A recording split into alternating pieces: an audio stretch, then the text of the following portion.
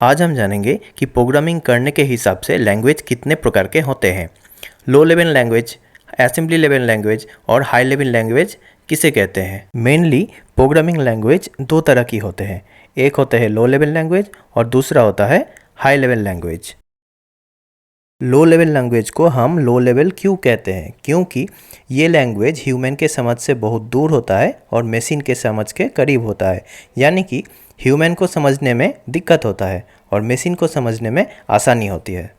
इसको आसानी से समझने के लिए चलिए एक एग्जाम्पल देख लेते हैं। मान के चलिए हम कुछ वर्करों से कुछ काम करवाना चाहते हैं। अब वर्कर जो है वो कोई नेटिव लैंग्वेज समझता है और हम उसे इंग्लिश लैंग्वेज में इंस्ट्रक्शन दे रहे हैं, तो वर्कर को हमारा जो इंस्ट्रक्शन है वो समझ नहीं आ रहा है और वो काम करना बंद कर देते हैं। अब मान के चलिए कि हम वो नेटिव लैंग्वेज सीख कर आए हैं। अब हम डायरेक्ट इंस्ट्रक्शन दे रहे हैं वर्कर को और वर्कर भी अच्छे से समझ पा रहे हैं मेरे इंस्ट्रक्शन को, क्योंकि हम उनके नेटिव लैंग्वेज पे ही इंस्ट्रक्शन दे रहे हैं। यहाँ पर इंस्ट्रक्टर है प्रोग्रामर और यहाँ पर वर्कर है सीपीयू, जो कि केवल और केवल नेटिव लैंग्वेज समझता है। नेटिव लैंग्वेज का मतलब है मशीन कोड। सीपीयू हर वक्त मशीन कोड ही समझते हैं। यहाँ पर प्रोग्रामर सेट ऑफ इंस्ट्रक्शन को प्रोग्राम के थ्रू वर्कर यानी कि सीपीयू को डिलीवर कर रहे हैं और प्रोग्रामर प्रोग्राम लिख रहे हैं इंग्लिश लैंग्वेज में, मगर सीपीयू को सिर्फ और सिर्फ मशीन कोड ही समझ में आता है। अब जब हम नेटिव लैंग्वेज सीख कर आ गए यानी कि मशीन कोड में प्रोग्राम किए और सीपीयू समझ गए कि इंस्ट्रक्शन सेट क्या है और सीपीयू अपना काम कर दिए। जैसे कि हम इस एग्जाम्पल पे देख सकते हैं कि पहले हम इंग्लिश लैंग्वेज में अपना इंस्ट्रक्शन दे रहे थे और सीपीयू को इंग्लिश लैंग्वेज नहीं पता था, उनको भोजपुरी लैंग्वेज पता था। फिर हमने जब भोजपुरी लैंग्वेज सीख कर आए तो पहले वाला जो सीपीयू था जिसको भोजपुरी लैंग्वेज का पता था वो सिर्फ काम करना स्टार्ट किए और 2 नंबर या 3 नंबर सीपीयू को मैथिली और कन्नड़ा भाषा को जानते, इसीलिए वो दोनों सीपीयू अपना काम नहीं कर पाए। अब अगर हम एग्जाम्पल से बाहर आके तो देखें, हमने मशीन कोड सीखकर जो मशीन कोड लिखा है वो CPU 1 के लिए है, इसीलिए CPU 1 सिर्फ इसे एग्जीक्यूट कर पाए और CPU 2 और CPU 3 के लिए अगर हम मशीन कोड जनरेट करते हैं तो वो डिफरेंट होगा, क्योंकि CPU 2 का आर्किटेक्चर और CPU 3 का आर्किटेक्चर दोनों डिफरेंट है। इसीलिए CPU 1 के लिए लिखा गया जो मशीन कोड है वो CPU 2 में नहीं काम करेगा और CPU 3 में भी नहीं काम करेगा, और CPU 2 के लिए लिखा गया जो मशीन कोड वो 3 में भी नहीं काम करेगा और 1 में भी नहीं काम करेगा। मशीन कोड का सबसे बड़ा 2 प्रॉब्लम है। एक तो ये है कि मशीन कोड सिर्फ 0 और 1 यानी कि सिर्फ बाइनरी डिजिट में लिखा जाता है। दूसरा ये कि प्रोग्रामर को एडवांस नॉलेज की ज़रूरत होता है CPU आर्किटेक्चर के ऊपर, जिससे कि वो आराम से ये कोड लिख सके। चलिए देख लेते हैं एक रियल एग्जाम्पल मशीन कोड का। तो यहाँ पर हम सम करने का मशीन कोड जनरेट करेंगे। तो यहाँ पर हम देख सकते हैं 2 और 3 का सम जनरेट करेंगे। तो इसके लिए पहले हमें क्या करना होगा, 2 और 3 यानी कि जिसके ऊपर ऑपरेशन होगा 2 और 3 ये है ऑपरेंड, इसे हम ऑपरेंड कहते हैं। और ऑपरेटर यानी कि जो एक्शन लिया जाएगा इन दोनों के ऊपर, 2 और 3 के ऊपर हम क्या करेंगे, सम जनरेट करेंगे, इसीलिए इसका ऑपरेटर होगा प्लस। जब हम प्लस ऑपरेटर को ऑपकोड में कन्वर्ट करते हैं, ऑपकोड यानी कि ऑपरेटर का जो बाइनरी कोड होता है उसे हम ऑप कोड कहते हैं। ऑप कोड जो जनरेट होता है, सपोज हम मान लेते ये होगा 0101, तो ये होता है ऑपरेटर का ऑप कोड। और यहाँ पर जो ऑपरेंड है, ऑपरेंड के लिए 2 के लिए जो बाइनरी कोड जनरेट होता है वो है 0010 और 3 के लिए जो बाइनरी कोड जनरेट होता है वो होता है 0011, यानी कि जो जनरेटेड मशीन कोड अब हो रहा है तो वो है 010100100011। इस तरह का कोड लिखना कोई भी एंगल से इजी नहीं लगता। ऊपर से अलग अलग CPU के लिए यही कोड दोबारा से आपको लिखना पड़ेगा, क्योंकि हर एक CPU का आर्किटेक्चर अलग अलग सा होता है। यहाँ पर आप मशीन कोड का एक रियल एग्जाम्पल देख सकते हैं। तो चलिए देख लेते हैं कि मशीन कोड का क्या क्या डिसएडवांटेजेस है। First one, machine code CPU specific होता है, यानी कि हर एक CPU के लिए अलग से लिखना पड़ता है। नॉन पोर्टेबल कोड होता है, यानी कि एक CPU के लिए लिखा गया कोड दूसरे CPU पे नहीं काम करेगा। पोर्टेबल नहीं कर सकते, एक बार ही कोड लिखकर वो कोड को आप रीयूज नहीं कर सकते। तीसरा होता है कि मशीन कोड को लिखना या मशीन कोड को मॉडिफाई या एडिट करना बहुत ही कॉम्प्लेक्स होता है, यानी कि जो प्रोग्रामर इसे मॉडिफाई या एडिट करेंगे या फिर लिखेंगे, इसके लिए CPU आर्किटेक्चर का अच्छा नॉलेज रहना ज़रूरी होता है।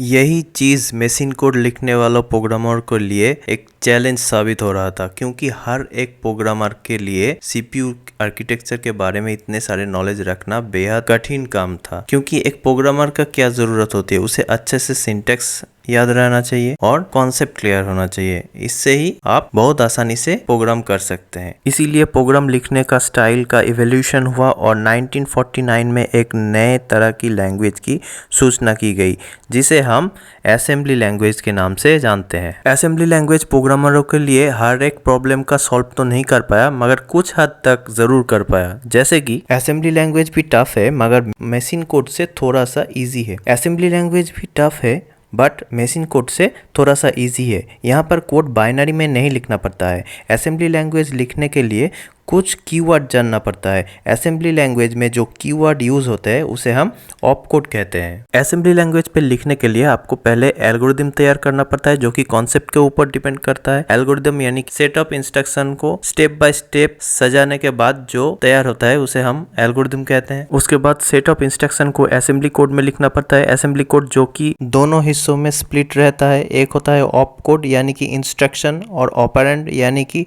रजिस्टर में जो स्टोर्ड वैल्यू रहता है जिसके ऊपर एग्जीक्यूशन होगा उसे कहते हैं ऑपरेंड। चलिए एक रियल एग्जांपल से देख लेते हैं कैसे असेंबली लैंग्वेज लिखा जाता है। पहले ही हम कह चुके हैं कि असेंबली लैंग्वेज के दो पार्ट होते हैं, एक होता है ऑप कोड और दूसरा होता है ऑपरेंड, जिसे रेड बॉक्स के जरिए दिखाया गया है। और पहले वाले जो जगह पर मेमोरी दिखाया गया है, यानी कौन से मेमोरी लोकेशन पे ये काम हो रहा है, आप देख सकते हैं कि यहाँ पर लिखा गया है ADD add AX, BX, यानी कि AX एक्यूमुलेटर पर जो डेटा है और BX जनरल पर्पस रजिस्टर के पास जो डेटा है, इन दोनों डेटाओं को सम करना होता है।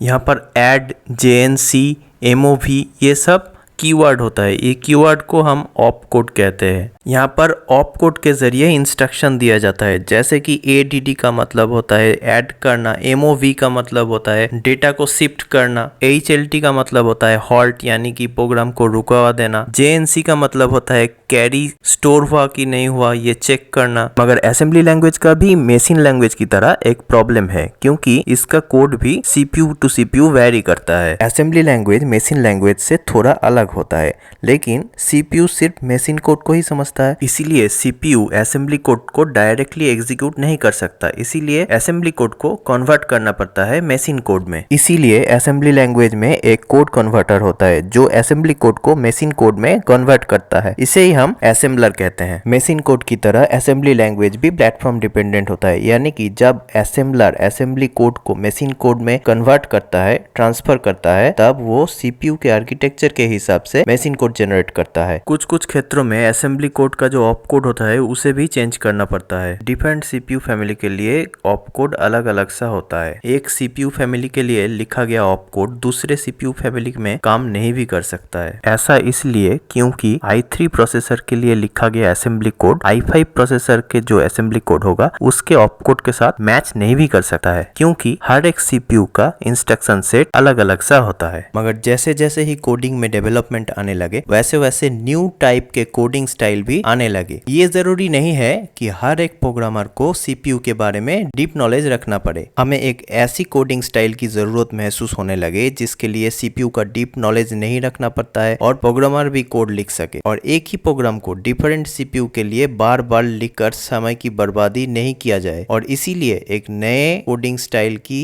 शुरुआत हुआ 1960s में, जिसे हम हाई लेवल लैंग्वेज के नाम पर जानते हैं। हाई लेवल लैंग्वेज के बारे में जानने से पहले हम थोड़ा डिफरेंस देख लेते हैं लो लेवल लैंग्वेज और असेंबली लेवल लैंग्वेज के बीच में। लो लेवल लैंग्वेज बाइनरी पे लिखा होता है, इंग्लिश लैंग्वेज पे नहीं लिखा होता है, इसीलिए इसे समझना बहुत कठिन होता है। दूसरी तरफ असेंबली लैंग्वेज का जो कीवर्ड होता है जिसे हम ऑप कोड कहते हैं, वो थोड़ा बहुत इंग्लिश में लिखा होता है, फिर भी इसे लिखना और समझना थोड़ा बहुत जटिल होता है। दूसरा पॉइंट ये है कि मशीन कोड डायरेक्ट CPU के अंडरस्टैंडेबल है, इसे कोई कन्वर्ट करने की जरूरत नहीं होती। दूसरी तरफ असेंबली लैंग्वेज को कन्वर्ट करने की जरूरत होती है, जिसे असेंबलर करता है। असेंबलर असेंबली लैंग्वेज को मशीन कोड में कन्वर्ट करता है। मशीन कोड में कोई कन्वर्सन की जरूरत नहीं होती, इसीलिए मशीन कोड का एग्जीक्यूशन फास्ट होता है। दूसरी तरफ असेंबली लैंग्वेज को असेंबलर के थ्रू कन्वर्ट होकर मशीन कोड जनरेट करना पड़ता है, उसके बाद वो वाला मशीन कोड एग्जीक्यूशन होता है, इसीलिए एग्जीक्यूशन मशीन कोड के तुलना में थोड़ा सा स्लो होता है। अब चलते हैं हाई लेवल लैंग्वेज की तरफ। हाई लेवल लैंग्वेज को हाई लेवल इसीलिए कहा जाता है क्योंकि ये इंसानों को समझने के लिए बहुत आसान होता है, क्योंकि मोस्ट ऑफ ऑल हर एक high level language English language पर लिखा होता है और इंग्लिश लैंग्वेज इंसानों के लिए समझना बहुत इजी होता है। C plus plus, Java, Python, visual basic, JavaScript, PHP, ये सारे के सारे सभी हाई लेवल लैंग्वेज है। हाई लेवल लैंग्वेज में प्रोग्रामर जब प्रोग्राम लिखते हैं तो उसे सीपीयू आर्किटेक्चर का नॉलेज रहना जरूरी नहीं है,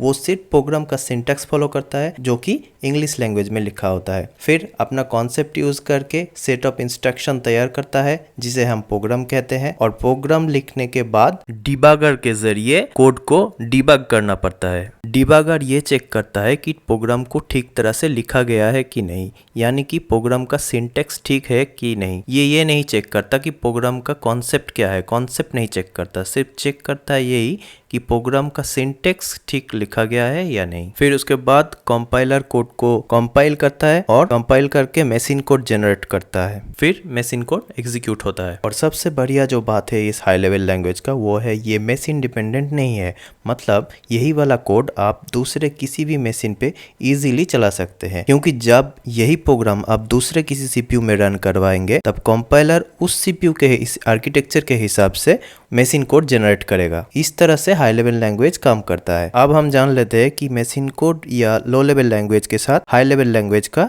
डिफरेंस क्या है। लो लेवल लैंग्वेज लिखा जाता है बाइनरी पे और हाई लेवल लैंग्वेज लिखा जाता है इंग्लिश लैंग्वेज पे। Low level language machine friendly होता है, high level language programmer friendly होता है। लो लेवल लैंग्वेज में मॉडिफाई करना या डिबगिंग करना बेहद कठिन होता है। दूसरी तरफ हाई लेवल लैंग्वेज पे मॉडिफाई करना या डिबगिंग करना बहुत आसान होता है। Low level language non portable होता है क्योंकि इसे सीपीयू के आर्किटेक्चर के हिसाब से लिखना पड़ता है, जहां पर हाई लेवल लैंग्वेज पोर्टेबल होता है, वहां पर कोड को आप जिस किसी मशीन में चाहे एक बार लिख सकते हैं, फिर वो वाला कोड आप जिस मशीन में चाहे रन करवा सकते हैं। सिर्फ वहां पर कंपाइल करना पड़ेगा जिस मशीन में आप रन करवाना चाहते हैं। कंपाइल करने के बाद कंपाइलर उस सीपीयू के आर्किटेक्चर के हिसाब से अपना मशीन कोड जनरेट कर देगा और फिर उसके बाद वो वाला कोड एग्जीक्यूट कर जाएगा। मशीन कोड लिखने के लिए आपको एक्सपर्ट प्रोग्रामर की जरूरत है जिसे कंप्यूटर आर्किटेक्चर के बारे में अच्छा नॉलेज हो, और हाई लेवल लैंग्वेज को लिखने के लिए प्रोग्रामर को सीपीयू आर्किटेक्चर के बारे में नॉलेज की जरूरत नहीं है, उसे सिर्फ कॉन्सेप्ट क्लियर रहना चाहिए जिसके जरिए वो कोड लिख सके। इसीलिए मशीन लेवल लैंग्वेज वाइडली नहीं यूज्ड होता है, दूसरी तरफ high level language widely use होता है। तो यही है लो लेवल लैंग्वेज और हाई लेवल लैंग्वेज के अंदर मेजर डिफरेंसेस। नेक्स्ट वीडियो में हम सीखे कुछ बेसिक चीजों के बारे में जानेंगे।